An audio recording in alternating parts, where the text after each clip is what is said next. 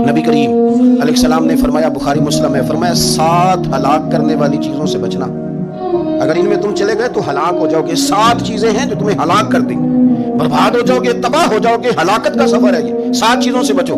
یا رسول اللہ صلی اللہ علیہ وسلم وہ کون کون سی؟ تو حضور نے فرمایا اللہ کے ساتھ شریک نہ کرنا، ہلاک ہو جاؤ گے۔ دوسرا نبی پاک صلی اللہ علیہ وسلم نے فرمایا جادو نہ کرنا، ہلاک ہو جاؤ گے، ہلاک۔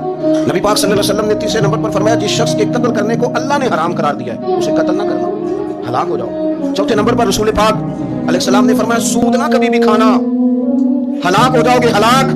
اور میرے نبی پاک صلی اللہ علیہ وسلم نے 5ویں نمبر پہ فرمایا یتیم کا مال نہ کھانا، ہلاک ہو جاؤ گے۔